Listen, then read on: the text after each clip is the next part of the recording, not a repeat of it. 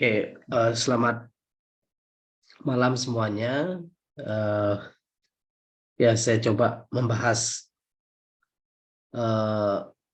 soal ujian tengah semester ya di Prodi Pendidikan Matematika, topik teori bilangan. Di sini ada 5 soal ya dalam waktu kurang lebih 2 jam. Ya. Mungkin kalau dilihat dari soal ini soal yang tipenya menengah ke bawah ya. Ya, jadi semua sudah diajarkan, jadi tidak ada yang terlalu sulit saya kira soalnya. Ya, jadi ada 5 soal, mungkin kalau ada yang bisa jawab silakan ya, karena ini tentu diupload di YouTube. Nanti mungkin teman-teman yang sebelum melihat pembahasan bisa menyelesaikan dulu, mencoba ya menyelesaikan ini. Oke, jadi bagi mahasiswa saya, ini sudah dicoba dikerjakan, dan saya coba eksperimen ya. Ini pertama kali saya lakukan proses ini, di mana saya akan bahas dan saya minta nanti mahasiswa saya menilai diri sendiri, berapa nilai yang pas untuk diberikan. Ya. Nah, skornya juga sudah ada. Jadi yang nomor 1 itu skornya 20. Yang poin A itu ada 10 skornya. Mungkin nanti kalau benar setengah, mungkin dia kasih 5. Kalau benar semua 10, kalau salah ya tentu poinnya 0 ya. Jadi bisa menilai diri sendiri. Begitu juga untuk yang nomor 2, nomor 3, dan seterusnya sampai nomor 5. Ya. Tentu juga nanti cara yang saya gunakan juga mungkin atau ada cara lain ya daripada cara yang saya gunakan, itu sangat bisa disampaikan di kolom komentar ya, jadi bisa disampaikan. Misalnya nanti untuk menjawab soal nomor 2 saya menggunakan atau bermainnya di ruas kanan ya. Mungkin ada mahasiswa atau teman-teman yang menggunakan ruas kiri, itu bisa ya, nanti bisa ditunjukkan ya. Oke, ataupun nomor 5, ini nomor 5 ini banyak sekali cara yang bisa digunakan. Bisa dengan menggunakan pola ya, atau menggunakan konsep keterbagian. Ada juga menggunakan konsep modulo ya. Tapi di sini modulo belum diajarkan ya. Modulo belum diajarkan atau sistem kongruensi belum diajarkan. Jadi kalau ada mahasiswa yang bisa menggunakan konsep itu ya bagus ya. Tapi kalau belum ada ya mahasiswa saya sudah saya jelaskan ini ya tentang nomor 5 ini. Oke, langsung saja ya. Yang nomor 1 ini buktikan pernyataan di bawah ini ya. 0 kali Y atau 0 kali sesuatu bilangan bulat itu hasilnya 0. Nah, ini merupakan teorema ya, di mana perlu dibuktikan ya dengan postulat-postulat atau teorema sebelumnya yang sudah ada. Oke, sebelumnya saya mau kasih tahu ini saya menggunakan bukunya apa ya? Jadi buku khusus terkait dengan ini. Jadi kalau menggunakan buku lain tentu nanti sistemnya berbeda cara konstruksinya ya. Jadi saya mau tunjukkan dulu ya.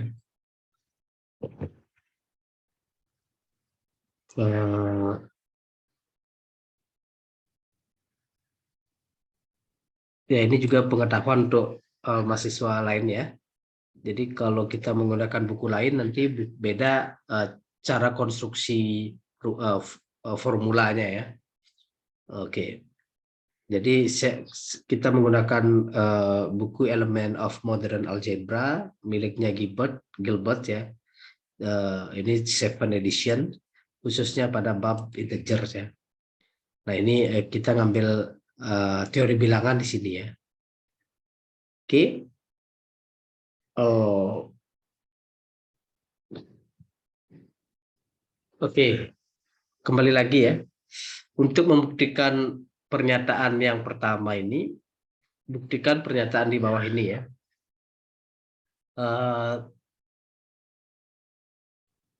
Untuk membuktikan yang ini, kita tentu tahu postulat-postulat yang ada di buku Gilbert tadi ya. Ya, kalian perlu melihat. Nah, karena ini open book, saya kira sedikit lebih mudah ya untuk mahasiswa mengerjakan ini. Ya. Jadi ini salah satu apa namanya proses pembuktiannya, di mana kita berangkat dari yang A ya, 0 kali Y ya. Nah, di sini kita tahu bahwa 0 kali Y ini sama dengan ya kita bisa ubah jadi misalnya Y ditambah min Y ya. Ini dikali Y. Nah, ini kalian bisa lihat ini adalah postulat 1D ya. Ya, jadi 0 ini sama dengan Y ditambah negatif Y. Ya, kalau di postulat 1D itu X dipakai ya. Jadi kita bisa gunakan Y. Atau X juga nggak apa-apa ya. Nah, kemudian ini bisa menggunakan sifat distributif di kanan ya. Sehingga ini menjadi Y kali Y ditambah min Y kali Y. Nah, ini di buku Gilbert tadi ini adalah teorema 2.1 ya. Ya, kalian bisa lihat. Nah, setelah itu apa yang harus dilakukan? Nah, ini tetap ya Y kali Y, dan nah ini min Y kali Y ini berdasarkan teorema 2.2, kalian bisa lihat di sana. Ini sama dengan Y dikali Y ya. Nah, ini teorema 2.2. Nah, sehingga ini kembali lagi ke postulat 1D tadi. Ya. Jadi sesuatu ditambah negatif sesuatu itu sama dengan 0. Nah, ini adalah postulat 1D. Ya. Jadi ini salah satu pembuktiannya yang bisa dilakukan. Kalau misalnya mahasiswa saya ada punya pembuktian lain yang lebih atau dengan cara lain atau sumbernya jelas, nanti bisa komen di kolom komentar atau di Google Classroom juga bisa.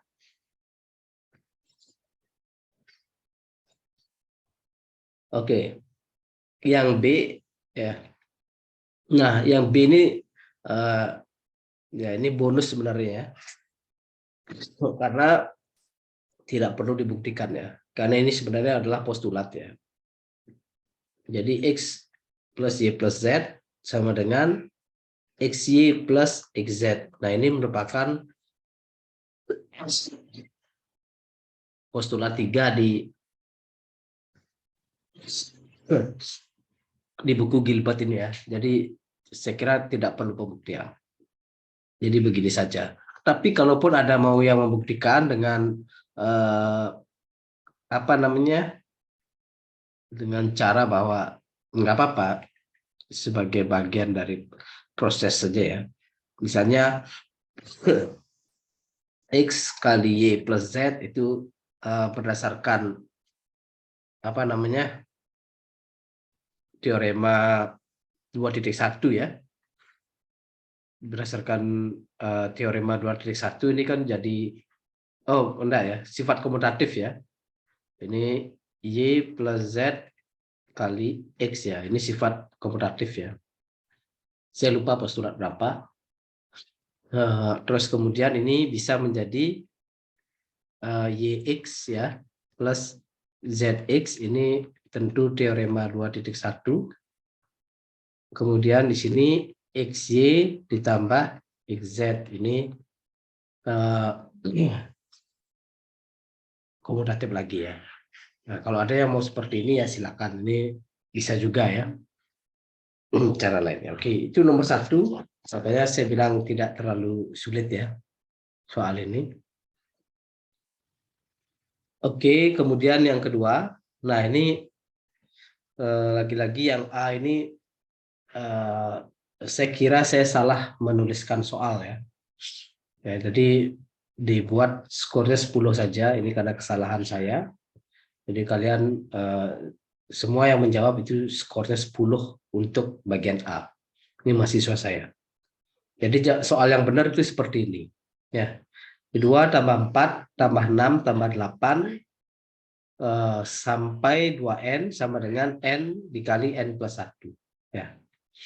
Oke, jadi yang 2 ini ya tentu pertama kita harus buktikan dulu untuk N sama dengan 1 ya. Ya, untuk N sama dengan 1 berarti kan 2 kali 1 sama dengan 1 kali 1 plus 1 gitu ya.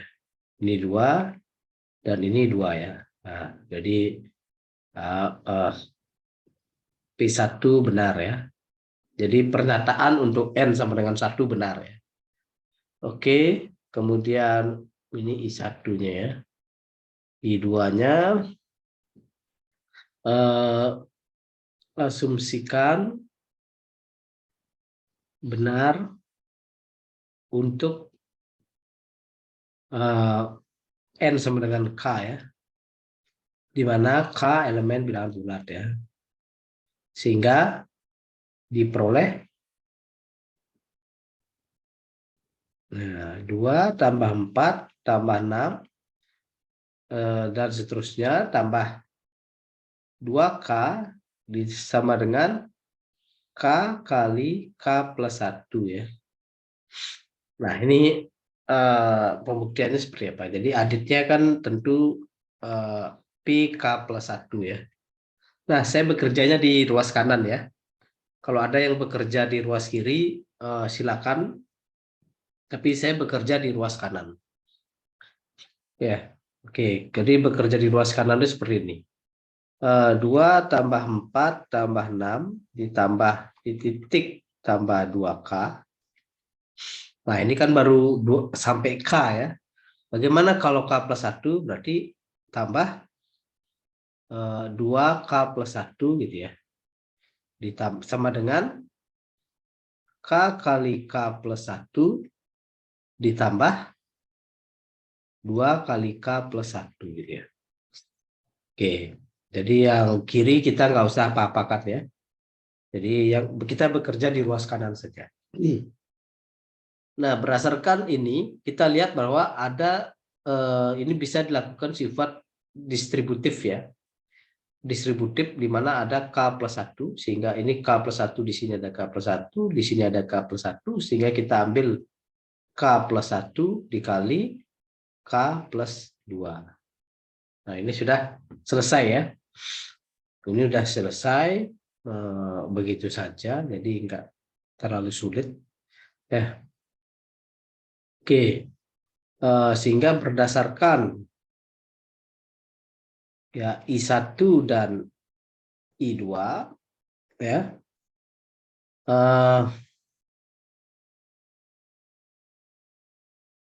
diperoleh bahwa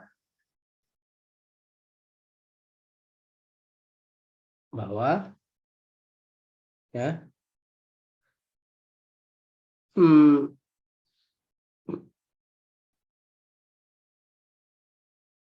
PN benar ya. Jadi begitu aja ya. Jadi berdasarkan I1 dan I2 pernyataan untuk N di mana N bilangan asli adalah benar ya. Nah, ini oke, jadi ini ada sedikit kekeliruan ya. Sahlen itu bilangan bulat ya, integer ya. Nah, ini harusnya bilangan asli ya. Harusnya N elemen bilangan Z plus ya, atau N elemen bilangan natural. Ini hanya berlaku bilangan asli ya. Oke, kemudian yang B ya.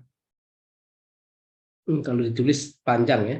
Kita langsung pembuktian saja. Jadi untuk N sama dengan 1, jadi kita tunjukkan bahwa 1/3 kali 1 min 2 kali 3 kali 1 plus 1.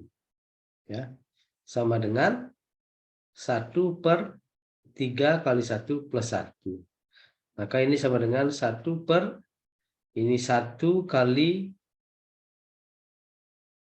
4 ya. 1 kali 4 jadi 1/4 ya. Dan ini juga 1/4. Oke, jadi P1 benar ya. Oke, bagaimana dengan I2-nya ya? Jadi I2 kita buat asumsikan benar juga. Asumsikan benar untuk ini set plus ya. Oke. Untuk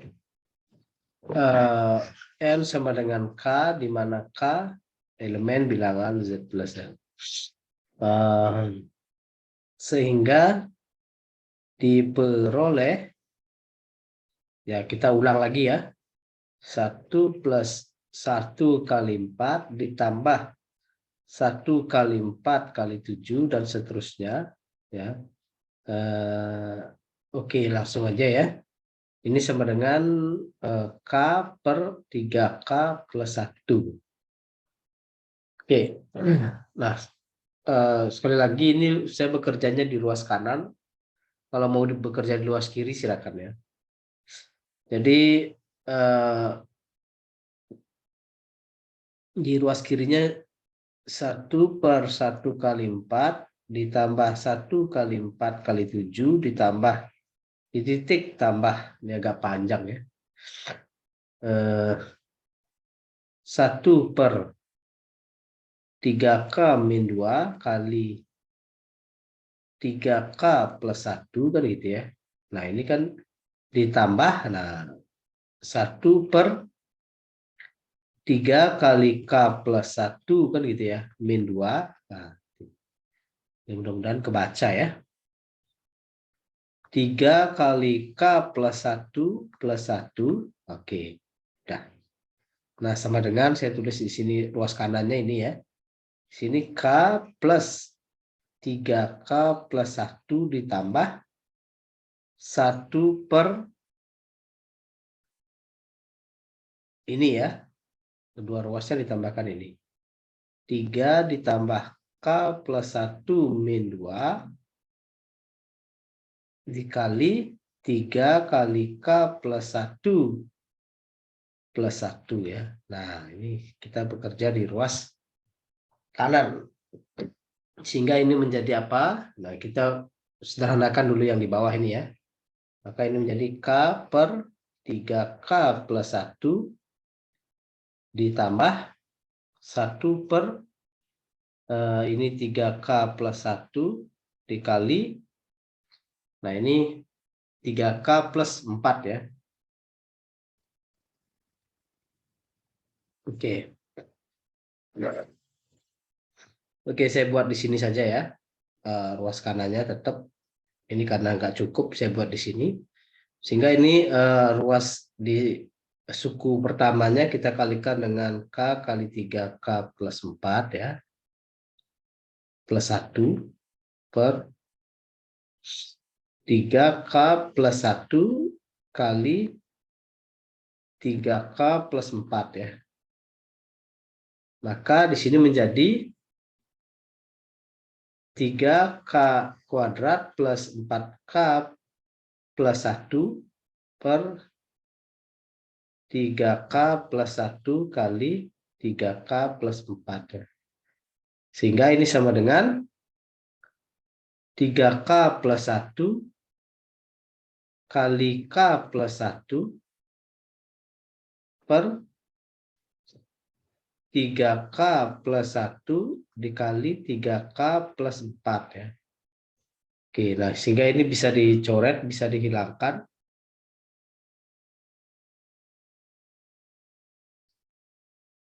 Sehingga tersisa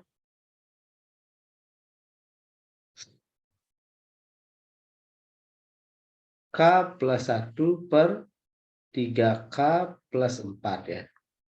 Oke, saya kira di ruas kiri maupun di ruas kanan, endingnya harus seperti ini ya. Dia akan sama saja. Jadi akan ketemu di ending bahwa K plus 1 dibagi 3K plus 4. Ya, itu artinya sudah selesai. Ya, nomor 2 itu nanti tinggal disimpulkan ya. Oke.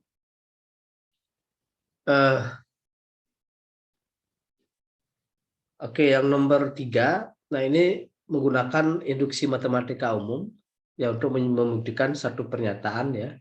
Ini pertidaksamaan 4 tambah N di mana kurang dari N kuadrat. Nah, di sini tentu N-nya adalah bilangan bulat ya. Maaf, ini N-nya adalah bilangan asli. Karena kita bermainnya di induksi matematika. Oke, untuk pembuktian ini sama ya.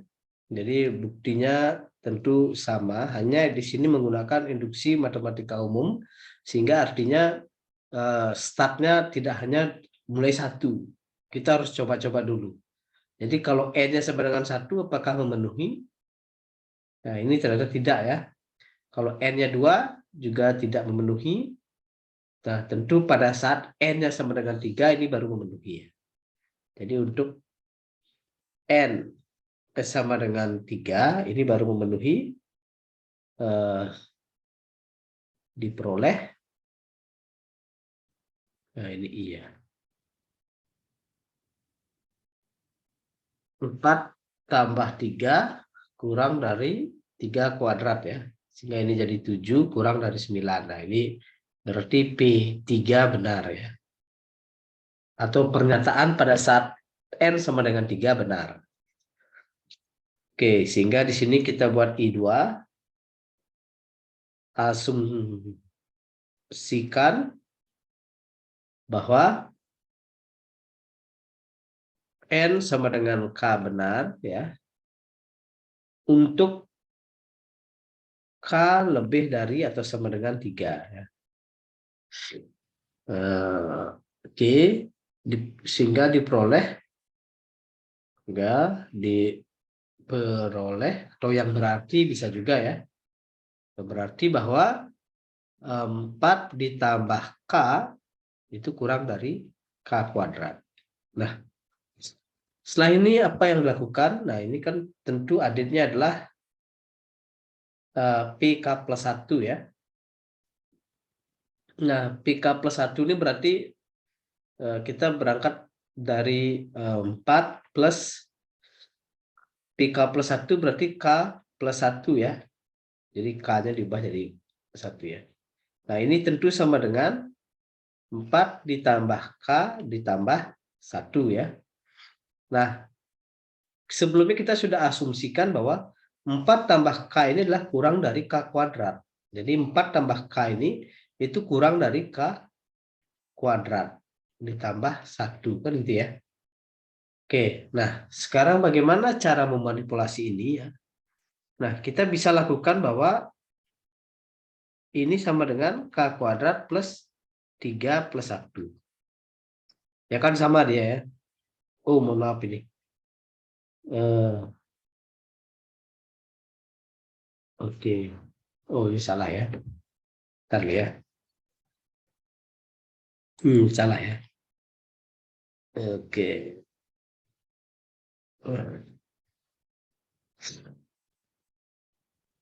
Nah, oke. Nah, kalau begini kan ya kita munculkan saja ya. K kuadrat ditambah 0 ditambah 1 kan bisa ya. Kita bisa munculkan ya. Nah, tentu ini kurang dari K kuadrat ditambah 2K plus 1. Kita munculkan 2K ini. Di mana 2K ini 0 itu kurang dari 2K. Ya, di mana K lebih besar atau sama dengan 3. Nah,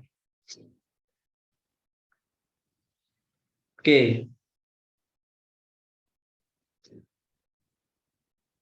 Oke, kalau mau lebih konstruk lagi ya. Ini bisa juga ditambahkan ini ya lebih konstruk lagi ya. Ini kurang dari K kuadrat ditambah 2 ditambah 1 ya. Karena 0 itu kurang dari 2 ya. Itu bisa juga.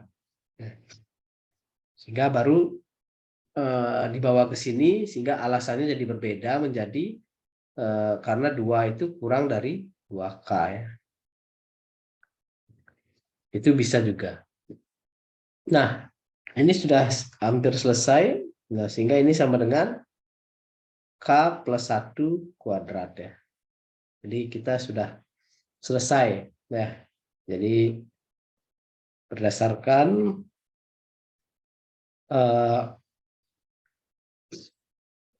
I1 dan I2,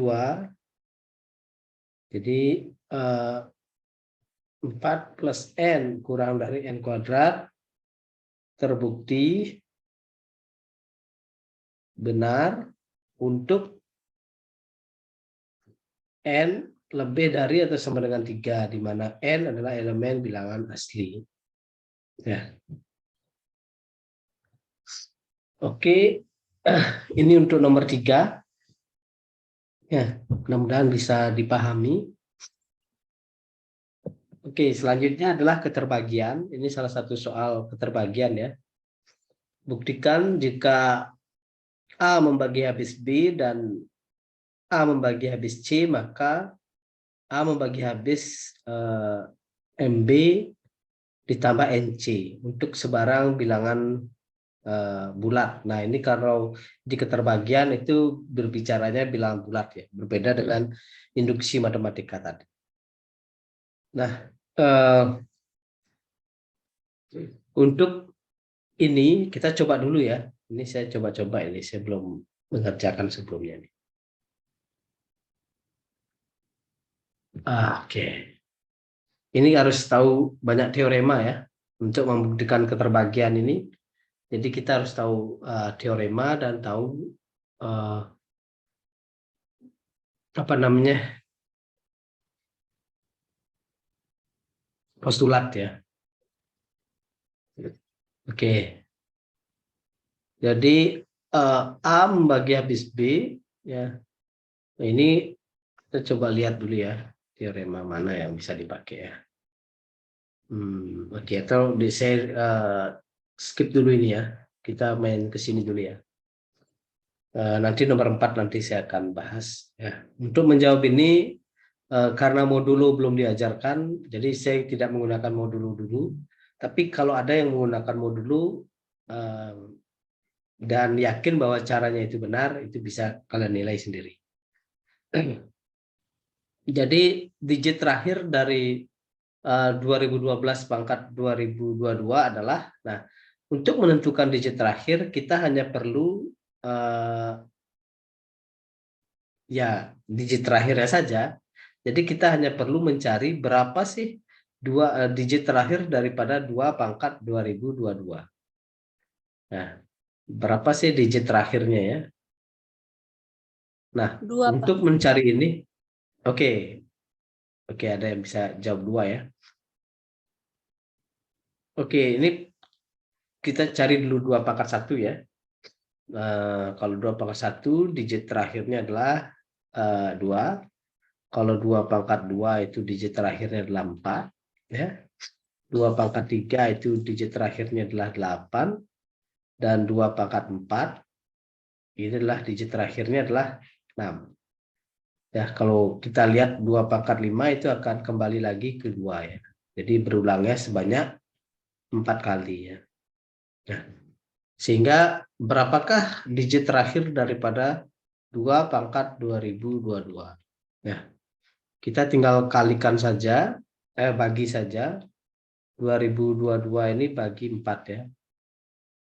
Dia sisanya berapa? Nah, ini makanya keterbagian ini sangat penting di sini ya. Penerapan daripada konsep keterbagian. Nah, ini kan 25 ya. 20 terus 2 ini 0. 0 ini 22, ini tentu 5, 20. ini 2. Jadi sisanya 2. Jadi 2 pangkat 2022 ini sama dengan 2 pangkat 2. Ya, untuk digit terakhirnya. Sehingga akan sama dengan 4. Ya. Jadi 2 pangkat 2022 atau digit terakhir daripada 2012.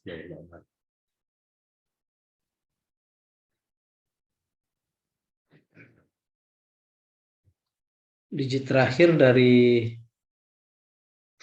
2012 pangkat 2022 itu adalah 4 ya.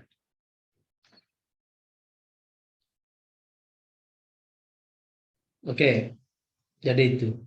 Nah, untuk nomor 4 saya harus lihat dulu ya. Nomor 4 ini. Oke, buktikan jika A membagi habis B dan A membagi habis C. Nah, oke, apakah bisa dengan definisi saja ya?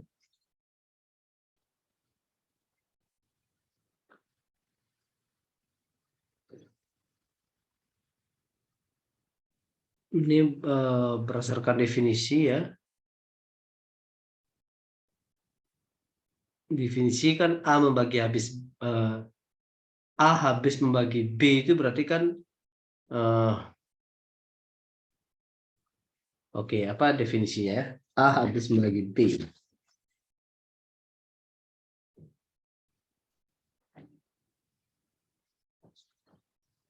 Berarti kan B ini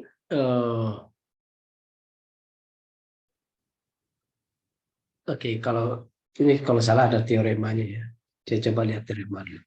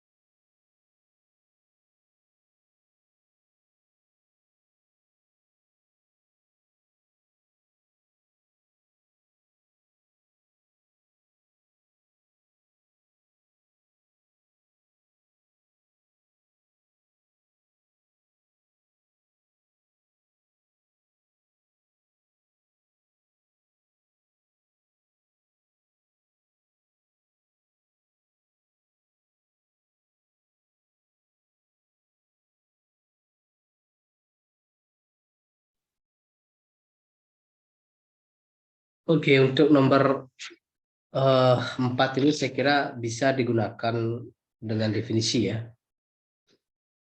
Jadi hanya menggunakan definisi kita bisa menggunakan membuktikan yang 4 ini. Jadi A membagi habis B itu berdasarkan definisi ya. Definisi itu menjadi B sama dengan A kali sesuatu ya. Kita sebut X saja. Kemudian A membagi C itu berdasarkan definisi. Itu menjadi C sama dengan A kali sesuatu juga. Nah dari sini kita peroleh bahwa oke, kita bisa lanjutkan ya. B kali AC. Selanjutnya kedua ruas dikalikan M ya. Sesuai dengan kebutuhan. Sini sama dengan M AX ya. Sini N AY ya. Maka ini sama dengan kita jumlahkan. Ini menjadi MB tambah NC ya. Sama dengan NAX ditambah NAY. Nah, ini kita bisa pindahkan ya, karena ini merupakan, mohon maaf ini M ya. Ini karena kita bisa pindahkan ya, MX ditambah ANY. Ini komutatif ya. Baru ini dikalikan MX plus NY ya. Nah, oke, Oke, karena sifat tertutup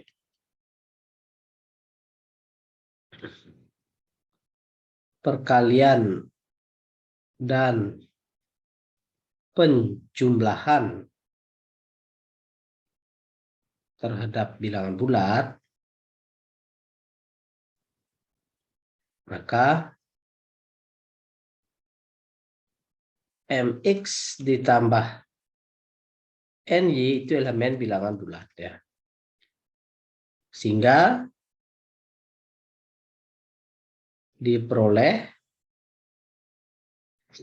A itu habis membagi MB plus NC. Nah, ini berdasarkan definisi lagi, balik lagi. Ini juga sudah saya jelaskan, saya kira, apalagi open book ya. Saya kira ini akan mudah menjawab bagi mahasiswa saya. Yang penting mengikuti perkuliahan pasti bisa menjawab. Oke, itu saja kayaknya pembahasan hari ini ya. Jika ada pertanyaan untuk mahasiswa saya, bisa di WA Group atau di Google Classroom. Ya.